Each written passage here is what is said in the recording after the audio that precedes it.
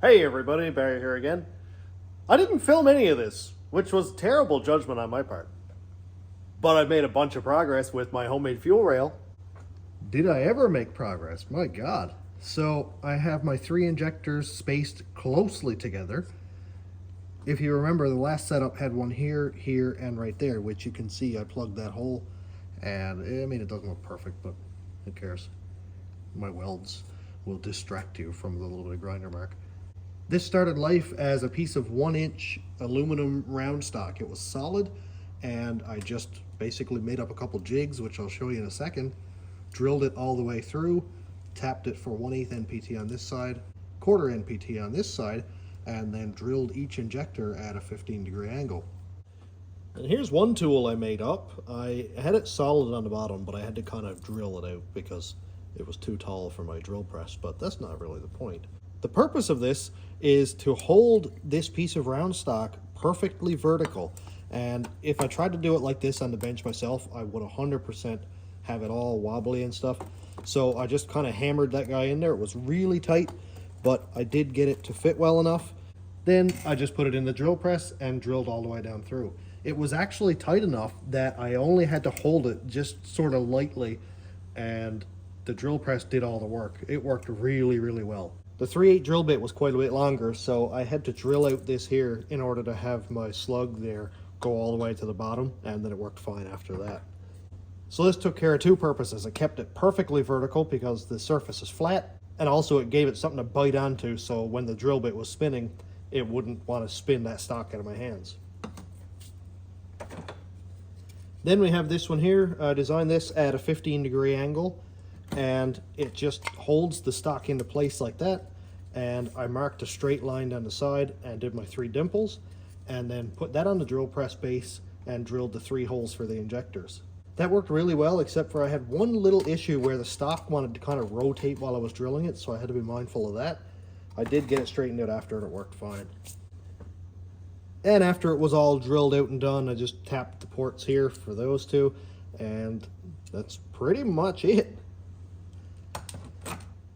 Then we have another piece that I designed, and I have to thank Zach for sending me this idea. I was trying to come up with ideas to mount this to the charge tube, because as you can see, there's no clips in this to hold the injectors. So basically the only thing holding the rail to the injector is the force of the rail being secured to the charge tube. So he said, hey, make up a clamshell mount. Drew me a picture, sent it me on Facebook Messenger, and this is what I ultimately ended up designing. I haven't fully tested it yet, but I grabbed some of these just regular hex screws, and that's just going to bolt right down like that, and so is the bottom, and that's going to hold those two pieces together. This is printed with PETG, which is heat, chemical, abrasion resistant, and I've upped the infill and wall loops so that it's nice and strong. The only real issue I've been having is trying to get these injectors in here without tearing the O-ring. When I drilled the holes, the edges around here got kind of sharp, and I have ruined a couple O-rings. Now, they were on test injectors, ones that I'm not going to be using, so it really doesn't matter. But it did give me an idea that I really need to make sure this is well lubricated and be real careful when I'm putting these injectors in. You can see that it kind of wants to push the outer edge away, and these actually seem to be working a little bit better. I just really don't want to mess up the seals if I don't have to. So the outside here is working, but the inside is still got a little bit of bulge going on there.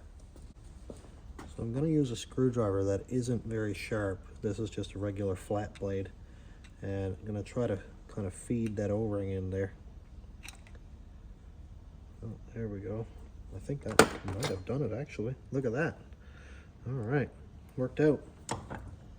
So that's one. Make sure that fits in there. Oh, while we're here, might as well do the other couple. I've got my rail all cleaned out. Cleaned it out with a bunch of degreaser and stuff.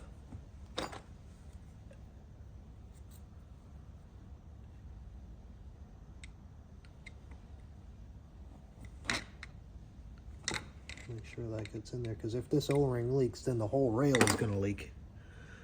And I don't want that.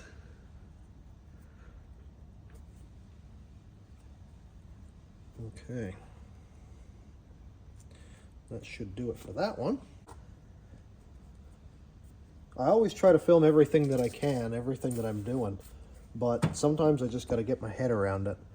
And it's hard to do that with the camera in my face and the pressure of it. I know I've been doing this for like 6 years.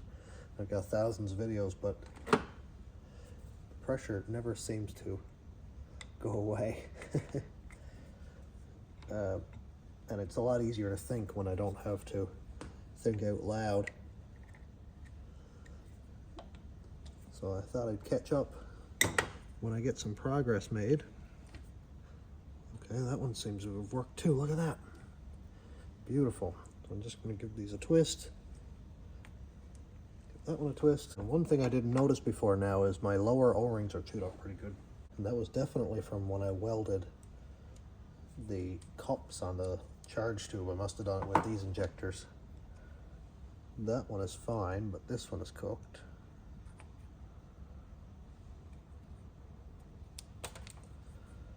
Put a new injector on there, or a new seal, I should say.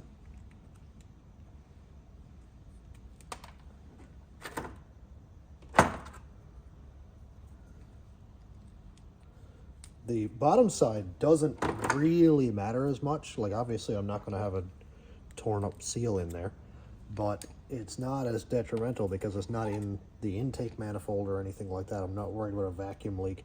The only thing I would be worried about, of course, is a charge tube leak or a boost leak. Now I should be able to install these into the charge tube itself. I just ran the old sandpaper Dremel in around here to make sure the cups are all clean and no sharp spots or anything. I did weld them on, of course, so there is a chance of it being a little bit dirty in there.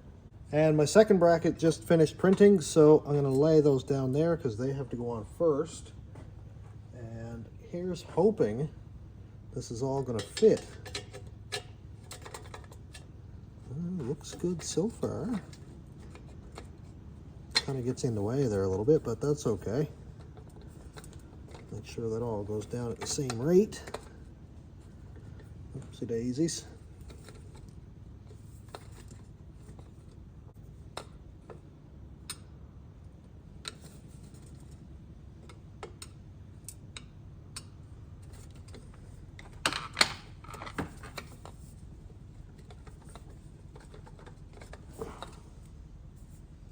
Everything is so slippery.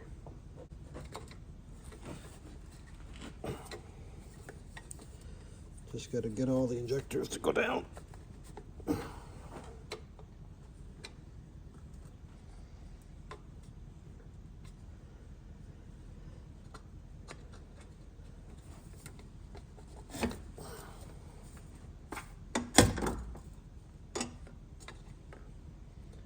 I'm just going to give it a little tappy tap with the hammer.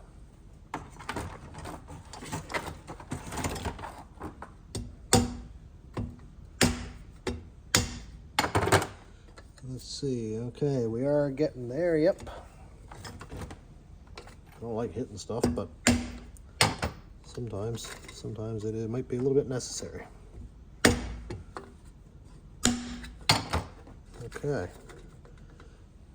Okay, it looks like it's going to work.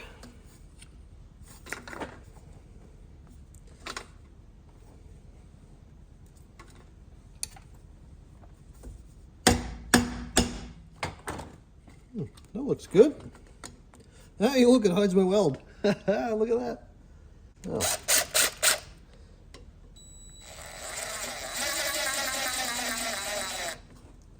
Oops. Put it on backwards. Not that there is a backwards, but I'd like the surfaces to be the same and not have the caps. Oh yeah, man, that's gonna look cool. As long as the bottom fits. As long as the bottom fits well, this should look really neat.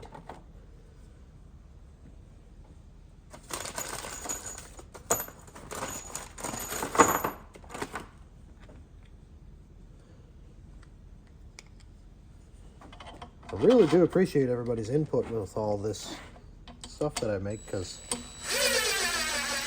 it is invaluable when I'm trying to design something or trying to come up with ideas, and people have some great ideas. Oh, wrong one.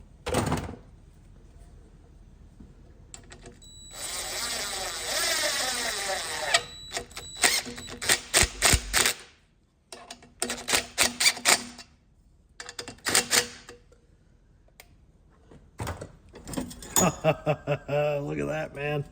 Isn't that cool? And those two will work just fine. It is plastic, so I don't want to go absolutely nuts with it. You know, I don't want to go breaking it or anything. But it does have really nice strength for making small brackets and stuff like that. Like, it works awesome. I'm just going to have to go down beside the weld. That's not a big deal. And then the bottom side. So I had these threaded holes modeled in Fusion so that I printed the threads and everything. I didn't have to touch it with a tap. Didn't have to mess with it at all. And that's one thing I love about learning CAD. Makes life so much easier.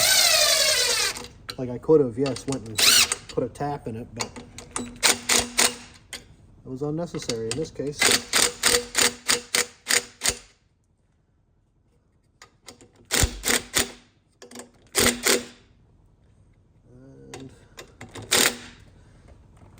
Just found its center, and that should be it. Look at that, man. Sick. Dude, it looks so cool. It's like actually custom looking. Wicked. And here it is, all attached to the truck. Man, I'm really happy with that. Isn't that cool? So I've got a 45-degree fitting right here, which is actually going to be perfect, because it's going to shoot pretty much across here to the rad support, then right across and into my tank there. The return is right here. I'll put a 90 fitting and then probably make a bracket off my charge tube for the fuel pressure regulator, and then that's going to shoot right across there to the return, which is right in that hole there. Then I've just got to do the electrical, and as soon as my electronic parts come in from Temu, yeah, I know, Temu Electronics, kaboom, I will start working on the Arduino setup that's going to control this. If you've got any questions, comments, concerns, I would love to hear them. I know, it could be a little bit cooler, more custom looking, but man, I'm perfectly happy with that. It's a whole lot different looking than this, isn't it?